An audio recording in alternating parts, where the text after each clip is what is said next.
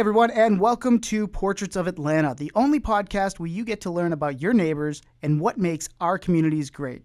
My name is Chris Lazarus, and today we're joined by Mark Warren of Dahlonega, Georgia.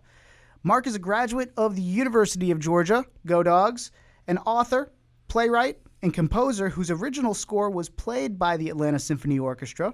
Mark is the 1998 U.S. National Champion in whitewater canoeing and the 1999 World Championship longbow title holder. Mark owns and runs Medicinebow Wilderness School in the Southern Appalachians of Dahlonega. Mark has taught several survival courses to thousands of schools and groups all over the United States and is also an adjunct professor at Young Harris College. Mark is an acclaimed author, and his works include Two Winters in a Teepee, Secrets of the Forest, Adobe Moon, Born to the Badge, and the upcoming book, Promised Land, which is coming out in October of this year. Mark, welcome to Portraits of Atlanta. That is quite the bio that you've got there. Thank you, Chris. I've had many passions to pull me, sometimes in opposing directions, but everyone has been a reason to be. Awesome. So what sent you down this path in life? You've authored, you've created symphonies and playwrights, you've done wilderness schools. Well, the original thing I would say is that it's really unexplainable, and that is I just had that natural affinity for the forest that some people have. Where that came from is hard to say because none of my family had that, and I think maybe the most remote place my parents ever went was into the rough at the golf course.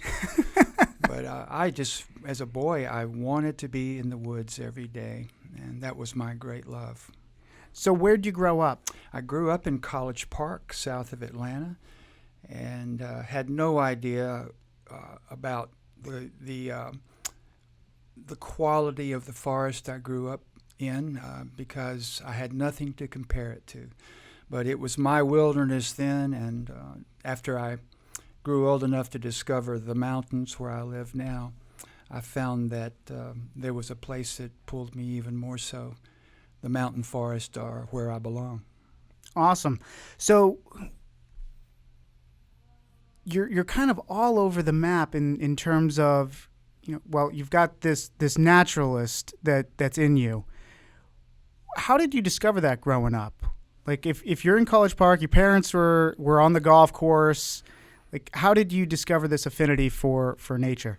It just drew me there. There was really no explanation at all. Mm-hmm. I simply was drawn as if to a magnet, and I think that it all boils down to that it was a place of mystery to me. Mm-hmm. Not so much in a, let's say, mystical way, but because I knew that wildlife was there, and yet they were rarely visible because of their mystery ways.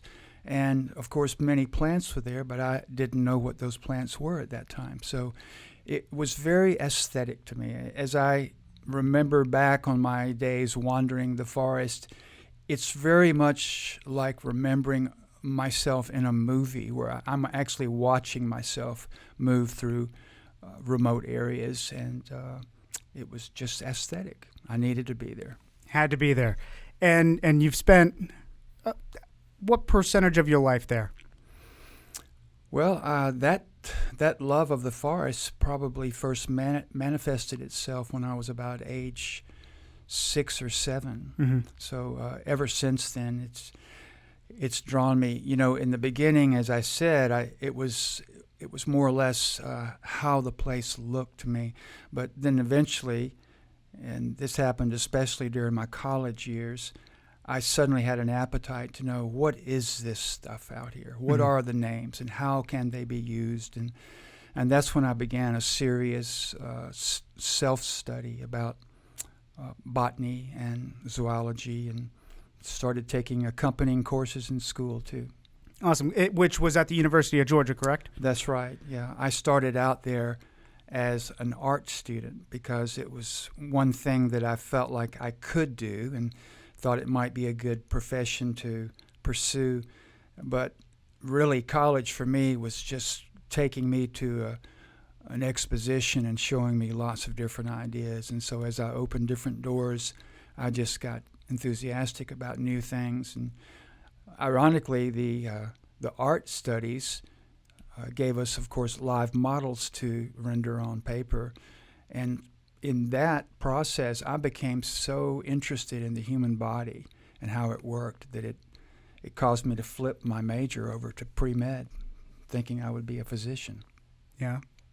How'd that pan out for you? Well, I got accepted, to medical school. Mm-hmm. I did well in undergraduate college, and so I was accepted. And then it was that summer that my composing, which I'd been doing for about 5 or 6 years on piano, just took me completely in its grasp, and I couldn't think of doing anything except that.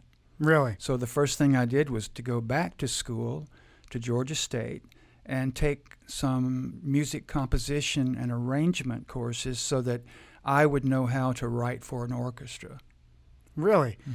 And how long, what was the story from there to getting a piece played by ASO? Yeah, that was quite an opportunity. That was a gift to me, really. But a friend of mine who was a member of All Saints Church downtown Atlanta was in their choir. And so, of course, she was a friend of the choir director. And she knew about my compositions that I'd done, so she spoke to this choir director and asked if I could submit something. And I didn't have anything for a choir, so I sat down and wrote a piece called The Once and Future King, mm-hmm. which, of course, is about King Arthur. And it was for 4 voice parts and an organ. And about 2 weeks into that, the choir director called me and said, well, everybody loves it. How'd you like to score this for the symphony? Because we're having a special engagement with them. No kidding. So I just about fell down with that, and got to work. I remember the floor of my little cottage for the next month was covered in paper, score sheets, and it was a joy, and I just loved every minute of it. But the catch was, when it was finally performed, I could not record it. I've heard it one time in my life. Really? That's it. But it happened. Very cool. So once you had that score played by ASO, did you continue with that, or was that the highlight and move on to something else? Well, I didn't anticipate that any other symphonies would be calling me. It was a special engagement and not open to. I mean, it was open to anyone, but it because it was a special engagement, it really only had an audience of a small number of people compared to the usual symphony performances. Mm-hmm. But still, what an honor! Yeah, tremendous honor. And my ambitions really were not to go into church work. And by the way, The Once and Future King was supposedly interpreted by the people that it was submitted to as being more of a Christian work because of, that title has a double entendre. Yeah. And you could read it either way, which was fine with me. It didn't matter to me at all how it was interpreted. But my real draw into music was more about the popular end. I wanted to have something that I'd written on the radio, for example. To me, the fairy tale story of it all would be Jimmy Webb, if you know who that composer is. Mm-hmm. He always says he fell into it. He had this remarkable career, Grammys, and one of the most respected composers ever. And that was really my ambition, to be like that, not to be a performer, to write the music, hand it forward, and let someone else do it. So I got an agent in Atlanta, a producer, who backed me and recorded me in his studio and sent my music out to his connections, and it just never made it. You'd get, in that business, you get lots of bites and you think things are going to happen, and they just didn't for me. And I think largely that might be because of my personality.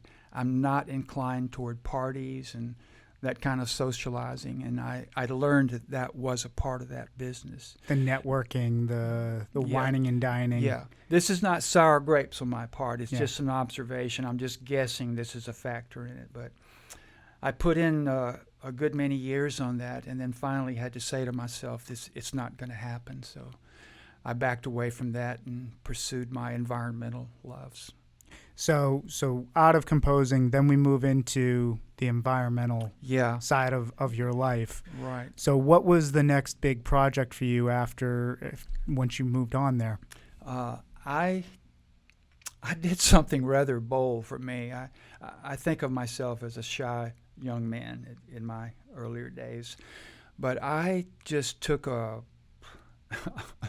jaunty trip up the steps of the state capitol and went into the building and knocked on the door of Governor Jimmy Carter, simply because I knew where his heart lay with the environment, and I had an idea. Because he's a peanut farmer. Southern peanut farmer. He has a reputation of being environmental friendly and being, I should say, environmental pragmatist, really. I mean, he understands the importance of conservation. Yeah. But I didn't know him. He didn't know me, of course. And without invitation, without appointment, I sat in the waiting room, and the lady finally ushered me into his office, and he was so gracious. And I told him my idea, which was to form some kind of a youth environmental, quote, ranger club, where there were actually youth out in the state of Georgia who were looking for violations against the environment and reporting it. My only flaw in this whole thing, and it was one I recognized, was that you have to trust everybody in order to do something like that, so that Johnny won't go report Billy's family because they had an argument, and then it goes and reports they're burning trash in the backyard or whatever. But I hope that Governor Carter might be able to see some kind of version of this plan of mine and help me get it started. And then the funniest thing happened. He wrote me a handwritten letter to the Georgia Conservancy asking, would the Conservancy be interested in running a statewide litter campaign? A one-time project. So I thought, well, this is a great start. I'll take this down to the Conservancy. And so I walked in, and at that time there was a man who was serving as temporary director who was not really competent for the job, in my opinion. And I think when I walked into his office, I had awakened him. Oh, wow. Yeah. I mean, he was doing the Conservancy a favor by serving in that post for a while, but he was soon replaced. But anyway, when I gave him that note, the note was misread by him. And he rushed out into the main workroom at the Conservancy and just raised his voice to everybody and said, the governor wants us to run an anti-litter campaign, and this young man is going to run it. So that got me started with him, and that was on a volunteer basis. And I was with him for months on that, with that status, until finally one day, I was, again, a stroke of luck, a teacher from a school in Atlanta called in and asked, can the Conservancy provide a program for children on so-and-so, whatever it was? And the assistant director asked, does anyone here want to do this? And my hand just shot up. It just seemed perfect. Yeah. And so I put together the program and used the great slide photography from our files at the Conservancy. And that began my work as an environmental educator, and I was then hired by the Conservancy, so that was the beginning for me. Awesome. And so that was the first, it was a statewide program? Mm-hmm. So everybody from, Thomaston to Dawsonville got... You got it. Everybody, every county was at least given the opportunity to be involved, and I would say more than half did. And it was a huge project. I mean, coordinating with county commissioners and and getting donations of trash bags from Georgia Pacific, and then having those distributed all over the state. Wow. It got to be a big thing. Yeah, that's a big and project. I really turned out to be just one foot soldier on the project, not in charge of it, and that was a good thing. Yeah. Because there were people better suited to that kind of administrative idea. I was just a young ex-composer. What did I know? But you created the curriculum and helped develop that. I did help with that, yes, but that turned out to be just a little blip in my career. It was a great thing to happen, and whether or not it had lasting effects on any county is arguable, of course. But that kick-started my career there. Awesome. So then, as an environmental educator, I went into schools all over the place and ended up doing a statewide school program. Cool. That's so incredible to be able to be a part of something that large scale that gets implemented. Yeah, because the school systems are one of the hardest systems to break into with something new, and we did it somehow. Yeah, because you've got all the local school boards and all the politics that play there. And you've got lots of resistance, understandably, from teachers who are already overloaded with things. Absolutely. Yeah. That, and you've got the local, we don't want the state telling us what to do here on the local school boards, and yeah, I'm sure there were plenty of politics and plenty of stories that happened implementing that, but we won't get into that on this show today. So shifting gears a little bit. So you've got a couple of titles under your belt also with whitewater canoeing and longbow. Tell me about how you got into that, how you ended up with the championship titles. Those are two incredible titles to have on your biography. Okay. Well, this one starts very mystical in my mind. I was out hiking. I used to love to hike along rivers, and I was up at the Chattooga River. This would have been in the late 60s or early 70s.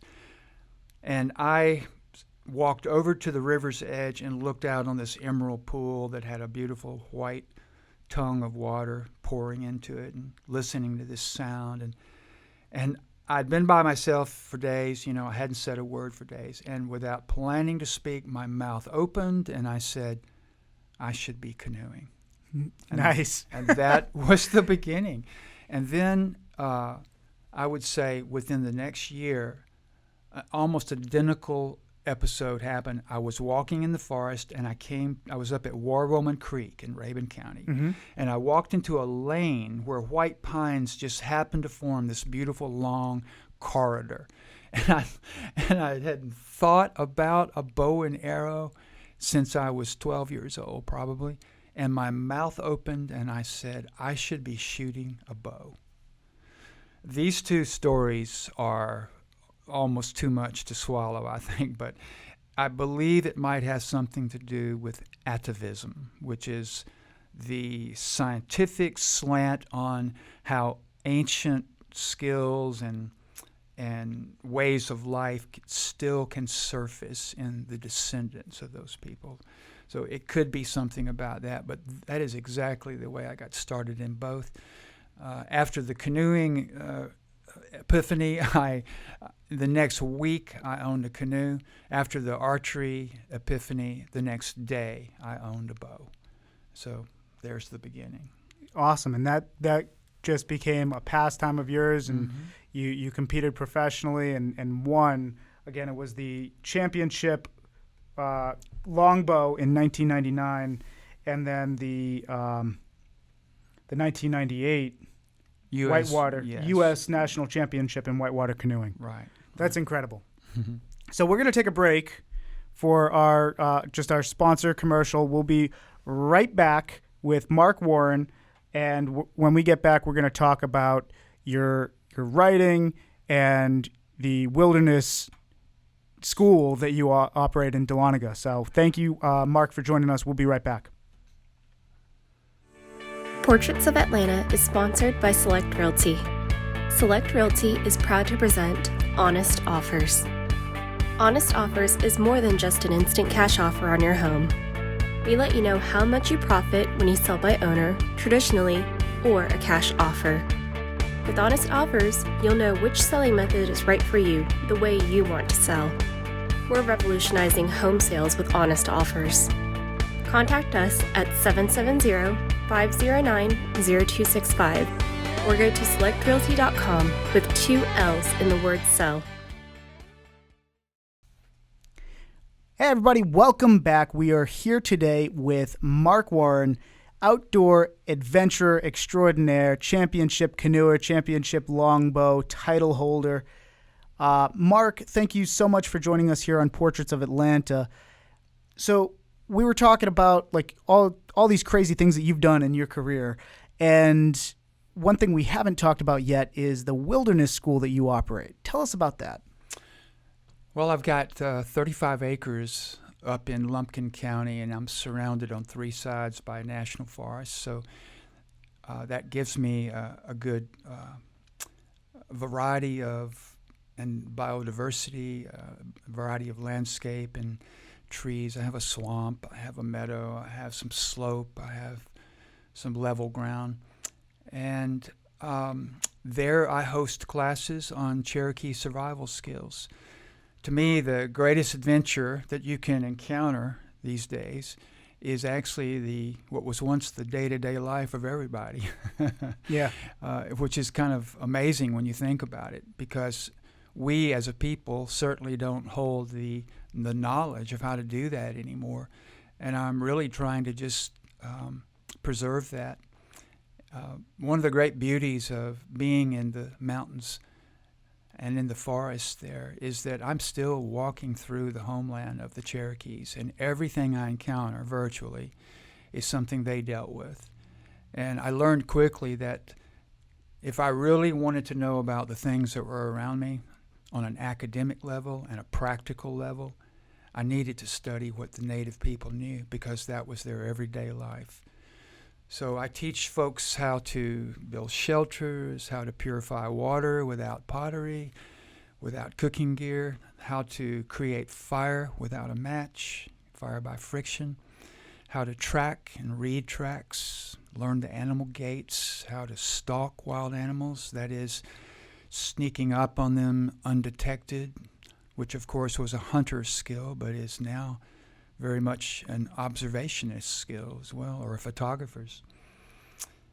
And I would say that the most important focal point of all that I teach there is all about how to use those plants, because that to me is the foundation of all survival skills. Here's an example for you. Okay. If I want to build a bow, let's say a Cherokee-style bow, which is made from a single piece of wood, as opposed to layering pieces of wood as it's done now. That single-piece bow is called a self-bow. Well, in order to do that, I need to cut down my tree from which to carve this bow in the winter. So I've got to know the trees in the winter. So there's your botanical knowledge working for you. If I want to make a fire, I've got to have dead wood to do that, of course. You can't create friction from green wood. It's too wet. So you've got to be able to recognize dead wood species, because we have a little over 24 species of trees in the southeast from which you can create fire. And the other trees just won't work. And that's really a statement about our limitation of strength as humans, but still, you know, there's a select group that we can use and another that we can't. So there again, it's knowing the plant world. Mm-hmm. That's fascinating. So in the school, you've taught people from Georgia, the Southeast, all the way to the Rio Grande. How did it go from, like, what was the progression there? Did you build it and then start expanding, or? Well, I really very much stayed local all my life. I'm probably known as a North Georgia naturalist. Okay. But of course you encounter people, and I've done so many programs at different schools. One of those schools was the Baylor School in Chattanooga, which has a great outdoor program, by the way. But when it was in its nascent days, I was invited to come up there and do some classes for them. So I got to know the director of the outdoor program. And so he, in turn, invited me to be one of the guides on a Rio Grande trip. And so that's how that came about. The farthest north I've been to teach is Minnesota and Wisconsin, where I've taught at-risk teens and convicted felons who have opted for a program rather than incarceration. Mm-hmm. And those came about because of a lucky break that I got. I went to Isle Royale in Lake Superior many years ago, and my purpose in going was simply to be among wolves and to hopefully spot some. Yeah. Were you successful? I did not see any. Ah. I heard them, so that was at least somewhat satisfying. But on that ferry ride over to the island, I met a man who was taking his group of at-risk students over to the island for camping. And from that grew a great friendship. He and I spent the next, I would say, 18 years where he would have me come up to Minnesota and take his school kids up to a wilderness area on the St. Croix River, the border between Minnesota and Wisconsin. Mm-hmm. And so that carried my teaching that far. But the beautiful thing is to me that wherever I go, I think of all these students that I touch as arrows all leaving out from the Medicinebow. Mm-hmm. The Medicinebow was a ceremonial bow used by Native Americans, never to kill. Okay. So I think of it as an educational symbol. But all of those students now, they all have children. Some of them have grandchildren by now. And that teaching just goes out exponentially, and that's what I love, the It's ripples just of the leaving your pond. mark and bringing that, paying it forward. Mm-hmm. Awesome. So you're an author. You've got 4 books out, one in the wind that's coming out in October. Tell me about what it's like being an author, how that career has kind of grown. And Yeah, that's a very good question because I don't hear many authors talk about what I'm about to say, so I'm glad to get the opportunity to say it. I myself have been inspired by so much good writing. When I close up a book, and it's a very special book to me, that book is my friend. And I just marvel in the idea that someone I've never met and probably never will meet gave me that gift. And I always wanted to be in that equation on the other side. I've always loved to write. My first memories of it are when I was about probably 5 or 6 years old. I can remember setting up the card table in a room by myself in our home on a rainy day, and I would fold paper into a book shape, multiple pages, and I would bind it using a needle and yarn, and I would write my book and illustrate it. So I guess like other passions I've had, I was just meant to write. And I love bringing a page alive with knowing the correct words to use and the right order to put those words. And as I'm writing about Wyatt Earp, or if I'm writing about survival skills, or about my 2 years that I lived in a teepee, whatever the book might be, it's as important how I write it as what I'm writing about. And so I put a lot of effort into both of those. so you lived 2 years in a teepee. How did that come over you to say, I'm going to live 2 years in a teepee and write a book about it? Well, I believe that it's always been in me that I was going to do something like that. And I think the first time that I realized it was back in College Park during an ice storm. We had a lot of pines around. And so one of my forests, which was primarily pine, just became an ice palace of arched over trees, And I used to think about living out there under those arched trees.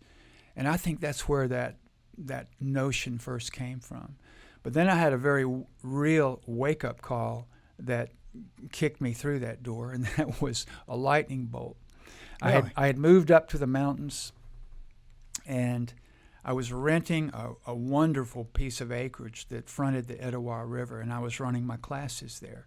So that's where Medicinebow first began. And one of the things I did there was run a summer camp for my sister's summer camp in Roswell. So I would cart kids away from Roswell and take them to the mountains for a wilderness experience. And as I was driving those kids back one night, I just decided I was too tired to drive back. So the other camp, High Meadows, gave me a place to sleep that night. And during that night, a lightning bolt streaked out of heaven and hit my little farmhouse I was leasing and just demolished it. Wow. It was gone. So when I got back, I found that everything I owned, except for what was in my truck, was now gone into ash. And I did not want to leave that piece of land, and hence the teepee came to mind.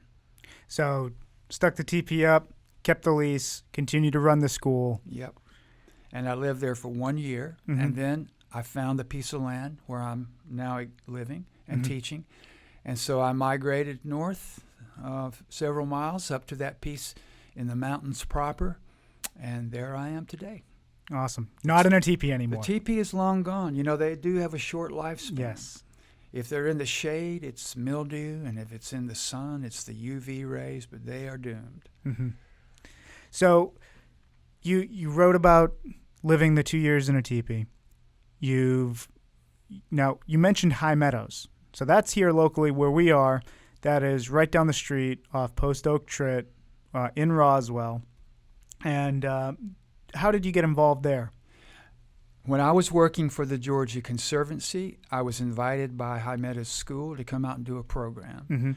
As I walked from the school classroom to my truck to come back home, I was followed out by two of the school owners, and we had a great little conversation there, and they invited me to come back and work at their summer camp. And so we talked about that possibility of my running a mountain summer camp that affiliated with them, and it all worked out beautifully. So that's how I got affiliated with High Meadows. I ended up working for them for 17 years. Wow. And made some of the best friends I could ever imagine. That's fantastic. So talk to us about this book that's coming out. This is part of a trilogy about Wyatt Earp, the America's most iconic lawman who lived back in what we call the Wild West in the 1800s, and he lived on into the early 1900s. His life has fascinated me from my age of 7 when I picked up a book, and I think what captured me was it was a story of a man with just unlimited courage, and that got my attention. So I began researching him, and as I got older, I discovered that there were many controversies and that his early biographies had really been hyped up to make heroes, as was the norm in those days. The hero of the West. Yeah, and I actually feel fortunate to have grown up in a time when heroes were available, but I find it much more interesting and compelling now to delve into his real life and to see what this man was like and what made him tick. And interestingly, I found that he was not a man of courage. Instead, he was fearless. Two very different things. For courage, you have to overcome fear. To be fearless, you simply don't have fear. We don't meet many people like that, but Wyatt Earp was one of those. What we see coming out of a person like that looks exactly the same. So it's hard to identify sometimes. And maybe finding the core of that person. Yeah, and maybe they don't really need to be distinguished one from the other, but it's an interesting concept about a human if they are fearless. Anyway, my fascination with all that led to my getting to know all of the researchers in the field. They are now friends of mine, and I've been to many of the actual sites where events happened in Arizona and Kansas. That's so cool. Yeah, with these experts. Really? So I go there to soak it up, to write about it, you know, and the adventure of just seeing it. And I've taken part in many symposiums and panels about the Earps, and so this has just become one more of those directions that I can't help but follow. Awesome. So we're going to go into what we call our speed round right now. And in our speed round, Mark, we have just a bunch of random questions. We're going to set a timer for 60 seconds. And I'm going to ask you as many questions as we can fit in. This just gets our audience the chance to get to know you on a little bit weirder of a level, because he's Okay, and everyone who sits in this seat right here at this moment is saying to himself or herself, don't say anything embarrassing. always. All right, so 1 minute on the clock. Here we go. Mark, what is your favorite way to spend a weekend? Writing. Okay. What type of music are you into? Folk rock. Okay. What's the best vacation you ever took and why? A survival skills trip, solo, self-imposed. It's the ultimate adventure. Okay. What's the next place on your travel bucket list? Arizona. I think we spent this episode talking about your hobbies. We're going to skip that question. What was your favorite age growing up? 12. 12. Why 12? That was the year that I stepped out into the street, looked up at the sky, and said, I'm always going to remember being 12. I love it. Awesome. What was the last thing you read, either digitally or in print? That would be the Wyatt Earp anthology. Okay. What's your favorite ice cream topping? 0. No toppings. There's our timer. Fantastic. So, Mark, thank you so much for being with us here on Portraits of Atlanta today. For anybody that wants to get in touch with you, find out more about your books, find out how to learn something about the outdoors, how can they get in touch with you? How can they do that? Easiest way is just to access the website Medicinebow.net. Medicinebow being one word. And there you'll find contact information for emailing or calling. Awesome. And we'll have all of that in the show notes on portraitsofatlanta.com. Everybody, thank you so much for tuning in this week as we've gotten to meet and know a little bit more about Mark Warren, and we will see you next week. Have a great day, everyone. Portraits of Atlanta is sponsored by Select Realty. Select Realty is proud to present Honest Offers. Honest Offers is more than just an instant cash offer on your home. We let you know how much you profit when you sell by owner, traditionally, or a cash offer. With Honest Offers, you'll know which selling method is right for you, the way you want to sell. We're revolutionizing home sales with Honest Offers. Contact us at 770-509-0265 or go to selectrealty.com with 2 L's in the word sell.